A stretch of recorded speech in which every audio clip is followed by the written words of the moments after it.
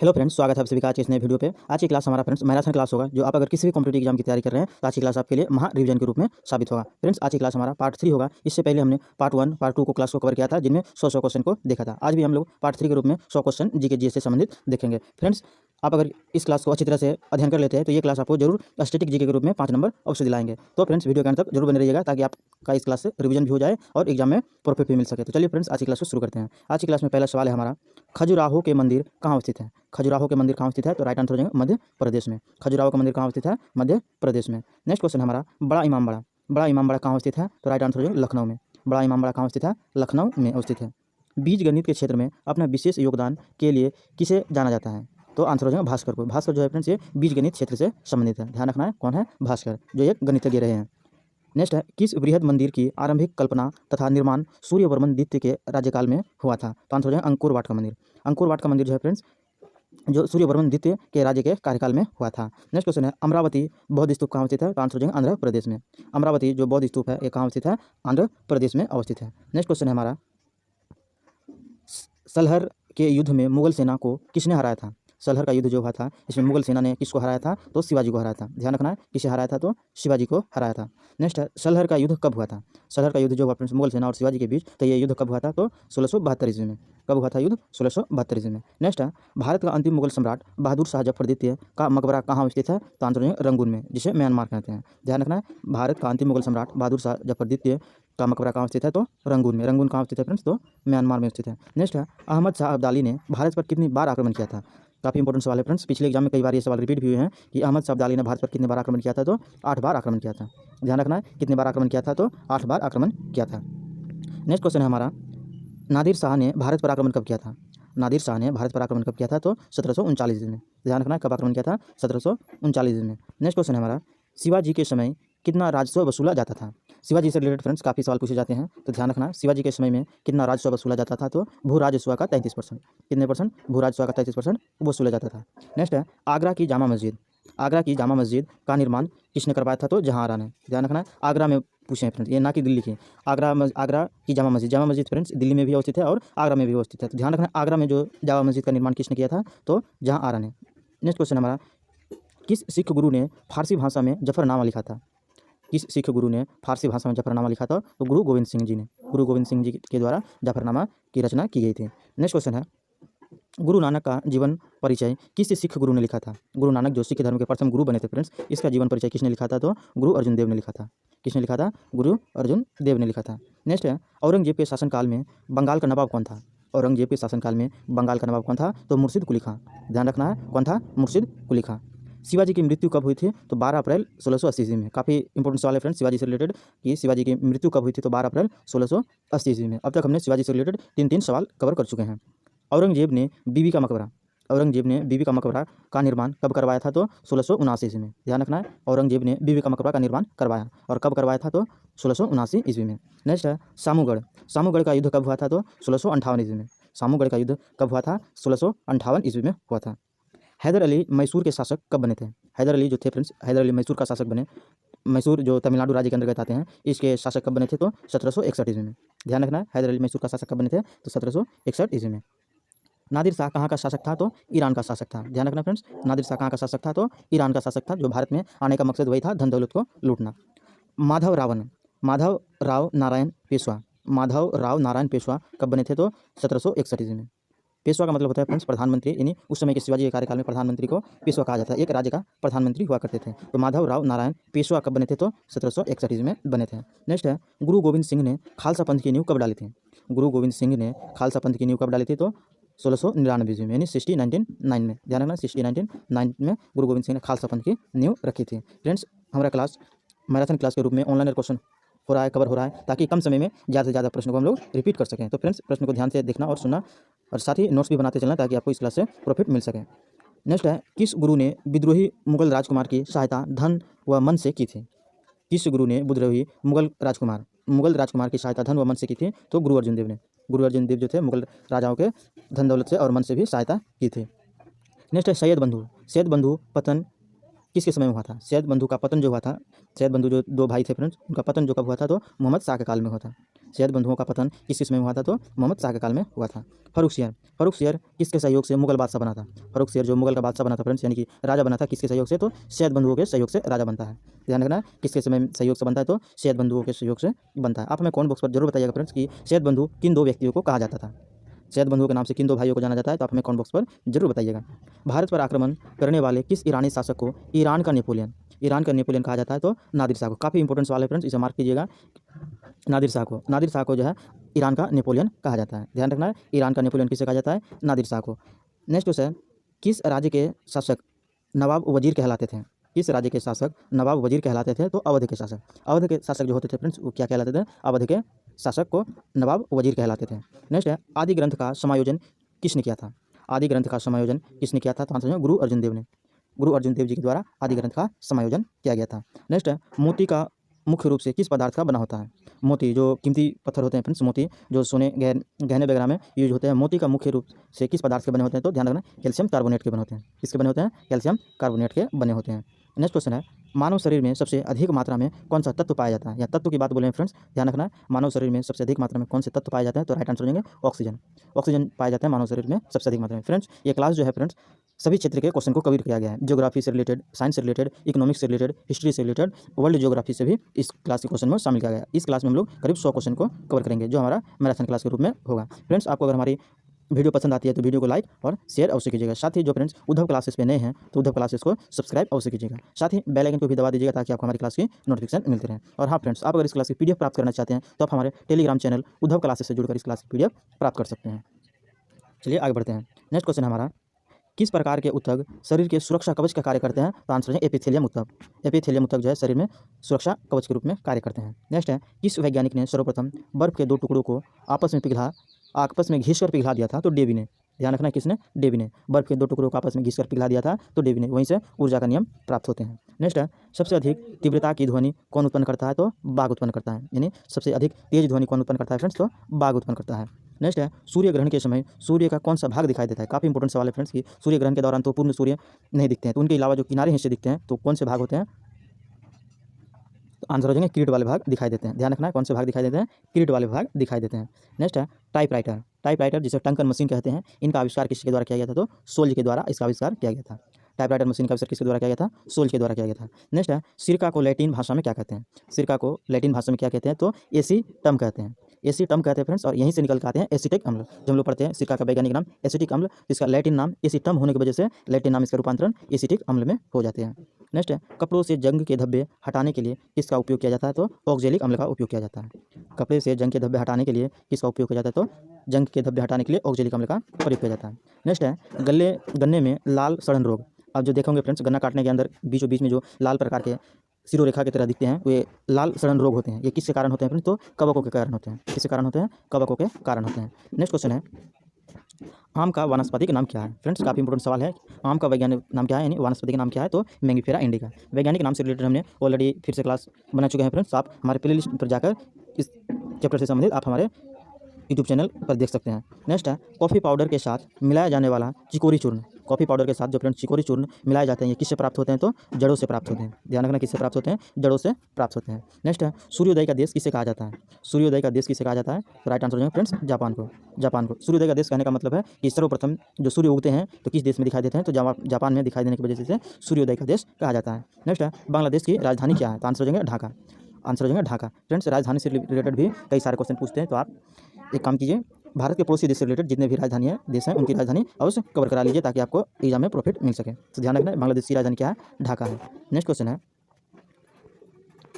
Rickshaw सबसे पहले किस देश में चली थी? अभी जो वर्तमान में देख रहे हैं फ्रेंड्स 3 पहिए की तरह रिक्शा गाड़ी, ये सबसे पहले किस देश में चली थी? तो जापान देश में चली थी। ध्यान रखना, रिक्शा सबसे पहले किस देश में चली थी? तो जापान में चली थी। नेक्स्ट क्वेश्चन है, वानखेड़े स्टेडियम कहाँ स्थित है? तो मुंबई में स्थित है। नेक्स्ट है, कर्नाटक का रत्न किसे कहा जाता है? जिस प्रकार भारत का रत्न सरदार वल्लभ भाई पटेल को कहा जाता है, उसी प्रकार कर्नाटक का रत्न किसे कहते हैं फ्रेंड्स? तो मैसूर को कहते हैं। ध्यान रखना है, कर्नाटक का रत्न किसे कहते हैं? तो मैसूर को कहते हैं। नेक्स्ट क्वेश्चन है, वह कौन सा प्रथम सुल्तान था जिसने एकता के बदले सिपाहियों को वेतन देना प्रारंभ किया? एकता के बदले, एकता का मतलब जो है फ्रेंड्स भूमि दिया जाता था, वेतन के बदले उसे क्या दिया जाता था? भूमि दिया जाता था, लेकिन सिपाहियों को वेतन देना प्रारंभ कर दिया, यानी वर्तमान में वेतन देना स्वीकार कर लिया था। किसने? तो अलाउद्दीन खिलजी ने। काफ़ी इंपॉर्टेंट सवाल है, अलाउद्दीन खिलजी से रिलेटेड की अपने कार्यकाल में सिपाहियों को वेतन देना प्रारंभ किया था। नेक्स्ट है, किस 2 धर्म विश्वास करते हैं कि कर्म तथा पूर्ण जन्म के सिद्धांत सही हैं, यानी कि कर्म और पूर्ण जन्म पर विश्वास करते हैं। कौन सा धर्म है? तो राइट आंसर है जैन तथा बौद्ध धर्म। जैन तथा बौद्ध धर्म जो है फ्रेंड्स, ये कर्म तथा पूर्ण जन्म पर विश्वास करते हैं। बौद्ध और जैन धर्म ध्यान रखना है, कर्म तथा पूर्ण जन्म पर विश्वास करते हैं। नेक्स्ट है, छत्रपति शिवाजी का राज्याभिषेक करने वाला पंडित गंगा भट्ट कहाँ का निवासी था? यानी जो छत्रपति शिवाजी को फ्रेंड्स राज्याभिषेक किया था गंगा भट्ट ने, तो ये कहाँ के शासक था, यानी कहाँ का निवासी था? तो बनारस का निवासी था। ध्यान रखना है, कहाँ का निवासी था? बनारस का निवासी था। नेक्स्ट क्वेश्चन है, लाल कुंवर नाम की वेश्या किस मुगल शासक के राजकाज में अति प्रभावशील थी? तो बहादुर शाह प्रथम के शासनकाल में।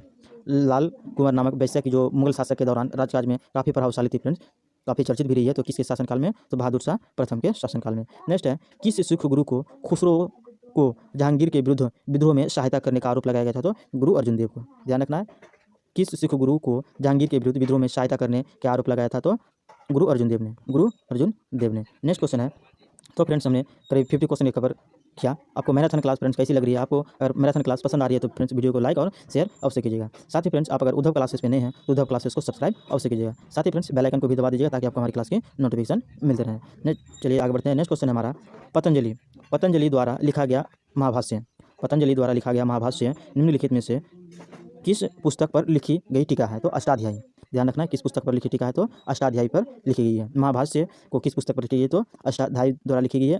और किसके द्वारा लिखी गई है? तो पतंजलि द्वारा लिखी गई है। नेक्स्ट है, दादा साहेब फाल्के पुरस्कार किस मंत्रालय की ओर से दिया जाता है?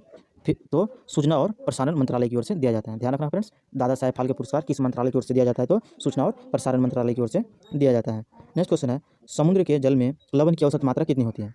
तो ध्यान रखना है 3.5%। 3.5% जो है समुद्र जल में लवण की औसत मात्रा होती है। ब्लड ग्रुप की खोज किसने की थी? जो वर्तमान में फ्रेंड्स हम लोग ब्लड ग्रुप देखते हैं, A B O B A B, ये जो ब्लड ग्रुप देखते हैं, इसकी खोज किसने की थी? तो लैड स्टीनर ने की थी। ब्लड ग्रुप की खोज किसने की थी? तो लैड स्टीनर ने की थी। कैंसर के उपचार के लिए प्रयुक्त उत्कृष्ट गैस कौन सी है? यानी कैंसर के उपचार के लिए किस उत्कृष्ट गैस का उपयोग किया जाता है? तो रेडॉन गैस का उपयोग किया जाता है। ध्यान रखना फ्रेंड्स, साइंस से रिलेटेड काफ़ी इंपॉर्टेंट सवाल है। किस गैस का उपयोग किया जाता है? तो रेडॉन गैस का उपयोग किया जाता है। कोयले की खदान में विस्फोट करने वाली गैस प्रायः कौन सी होती है? कोयले खदान में फ्रेंड्स किस गैस का उपयोग किया जाता है ताकि कोयले जो चट्टान के रूप में होते हैं उसे छोटे छोटे हिस्सों में तोड़े जा सके? तो किस गैस का उपयोग किया जाता है? तो मीथेन गैस का उपयोग किया जाता है। ध्यान रखना है, मीथेन गैस का उपयोग किया जाता है। मोटर कार के धुएं से मानसिक रोग पैदा करने वाला प्रदूषक नाम क्या है? तो किसके कारण मानसिक रोग होते हैं फ्रेंड्स? तो शीशा के कारण होते हैं। ध्यान रखना है, किसके कारण होते हैं? तो शीशा के कारण होते हैं। नेक्स्ट है, किस बीमारी में रक्त में शर्करा स्तर बढ़ जाता है, यानी मीठा स्तर बढ़ जाते हैं? किस बीमारी में रक्त में शर्करा का स्तर बढ़ जाते हैं? तो आंसर है डायबिटीज मिलेटियस में। डायबिटीज नामक बीमारी में फ्रेंड्स क्या होते हैं? रक्त में जो है शर्करा का स्तर बढ़ जाता है, यानी शुगर का स्तर बढ़ जाता है, तो डायबिटीज बीमारी में। नेक्स्ट है, विकासशील देशों में कितने प्रतिशत भाग पर कृषि की जाती है? तो 60% हिस्सों पर। अभी वर्तमान में जितने भी विकासशील देश है फ्रेंड्स उनमें जो है कृषि का कितना % हिस्सा योगदान होता है? तो 60% योगदान होता है। नेक्स्ट है, अंत सागरीय भूकंपों द्वारा, यानी सागर के अंदर जो भूकंप होते हैं फ्रेंड्स उसके द्वारा उत्पन्न लहरों को क्या कहते हैं? तो सुनामी कहते हैं। ध्यान रखना, क्या कहते हैं? सुनामी कहते हैं। नेक्स्ट क्वेश्चन है, पंजाब में भक्ति आंदोलन का जनक किसे माना जाता है? पंजाब में भक्ति आंदोलन का जनक किसे माना जाता है? तो आंसर है गुरु नानक को। जो सिख धर्म के प्रथम गुरु थे फ्रेंड्स गुरु नानक, उसी को भक्ति आंदोलन का जनक माना जाता है। धरातलीय भूकंप में तरंगे किसके आकार की होती है? तो एल के आकार की होती है। ध्यान रखना है, धरातलीय भूकंप में तरंगे किसके आकार की होती है? तो एल के आकार की होती है। नेक्स्ट है, महाराष्ट्र में भक्ति संप्रदाय किसकी शिक्षाओं द्वारा फैलाव हुआ है? तो संत ज्ञानेश्वर के द्वारा। महाराष्ट्र में जो भक्ति संप्रदाय की शिक्षाओं द्वारा फैला हुआ है, तो किसके शिक्षा द्वारा? तो संत ज्ञानेश्वर के द्वारा फैला हुआ है। नेक्स्ट क्वेश्चन है, रिएक्टर स्केल से किसकी तीव्रता मापी जाती है? रिएक्टर स्केल से किसकी तीव्रता मापी जाती है? तो आंसर है भूकंप की तीव्रता मापी जाती है। भूकंप की तीव्रता जो मापी जाती है अपने ध्यान रखना है, रिएक्टर स्केल से मापी जाती है। कबीर की मृत्यु कहाँ हुई थी? तो आंसर हो जाएगा मगहर में। कबीर की मृत्यु कहाँ हुई थी? मगहर में हुई थी। नेक्स्ट क्वेश्चन है हमारा, विश्व के सबसे अधिक भूकंप किस पेटी में आते हैं? तो इसके राइट आंसर होंगे परिप्रशांत महासागर पेटी में। परिप्रशांत महासागर पेटी में सबसे अधिक भूकंप आते हैं। ध्यान रखना है, प्रशांत महासागरीय पेटी में जो है सर्वाधिक भूकंप आते हैं। कबीर का जन्म कहाँ हुआ था फ्रेंड्स? तो लहरतारा में हुआ था। कबीर का जन्म कहाँ हुआ था? तो लहरतारा में हुआ था। जस्ट हमने पहले सवाल देखा, कबीर की मृत्यु कहाँ हुई थी? तो मगहर में हुई थी और जन्म हुआ था लहरतारा में। नेक्स्ट, सुनामी किस भाषा का शब्द है? काफ़ी इंपोर्टेंट सवाल है फ्रेंड्स, सुनामी किस भाषा का शब्द है? इसके राइट आंसर हो जाएंगे सुनामी जापानी भाषा का शब्द है। सुनामी जो है फ्रेंड्स जापानी भाषा का शब्द है। जापानी भाषा किस प्रकार से उत्पत्ति हुई थी फ्रेंड्स? तो जो समुद्र के अंदर भूकंप आते हैं उसके माध्यम से सुनामी उत्पन्न होते हैं। नेक्स्ट है, भक्ति आंदोलन के प्रतिपादक कौन थे? तो आंसर है रामानुजाचार्य। भक्ति आंदोलन के प्रतिपादक कौन थे? रामानुजाचार्य। नेक्स्ट है, जिस स्थान पर भूकंप की उत्पत्ति होती है उससे क्या कहते हैं, तो भूकंप मूल कहते हैं फ्रेंड्स। कोई भी चीज़ उत्पत्ति हो गए, स्रोत बिंदु होंगे तो उसे क्या कहेंगे, मूल कहेंगे, और उसी से निकल के आगे भूकंप की उत्पत्ति होती है जहाँ उसे भूकंप मूल कहते हैं।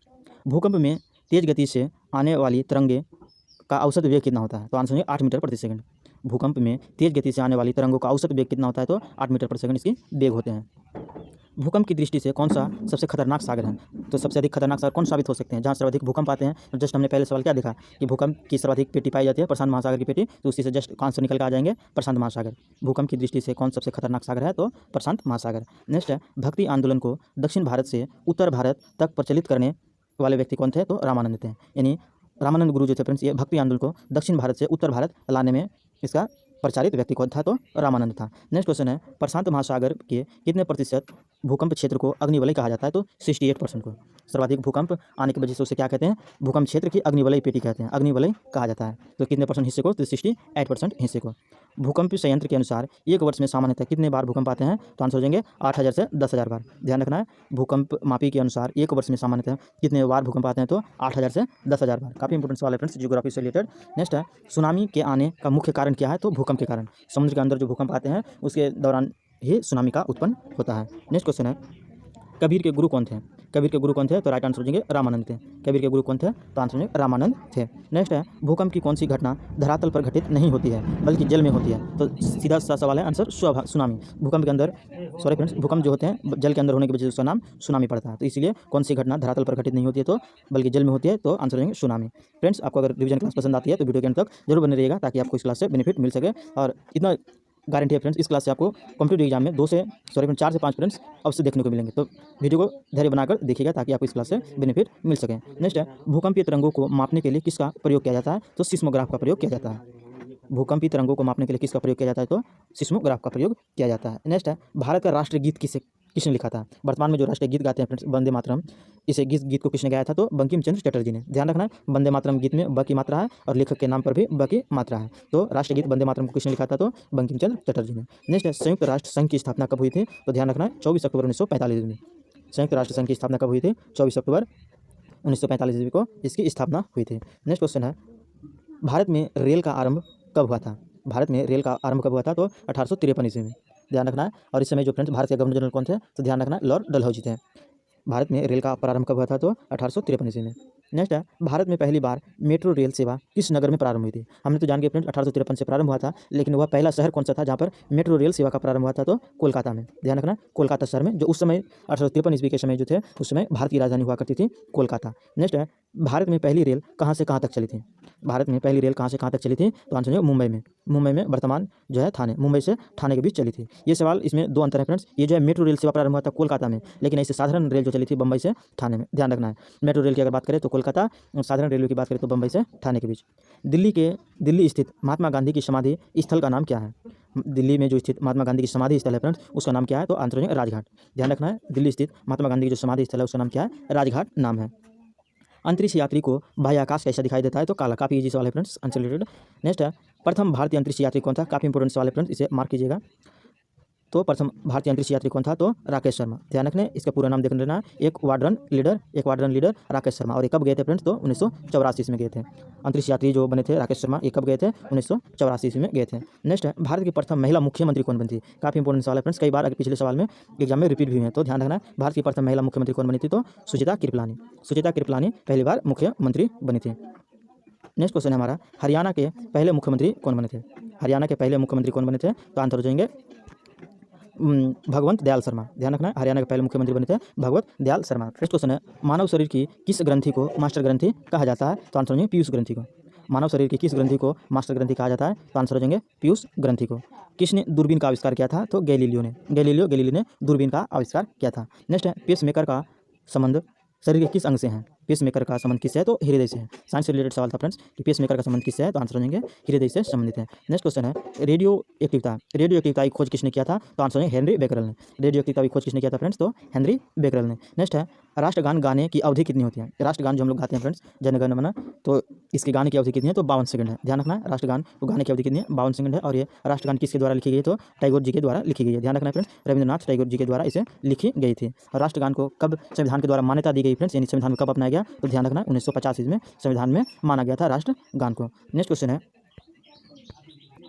हमारा राष्ट्रीय पंचांग कौन सा है? हमारा राष्ट्रीय पंचांग जो है फ्रेंड्स शक समवत है। ध्यान रखना, हमारा राष्ट्रीय पंचांग जो है कौन सा है? तो शक समवत है।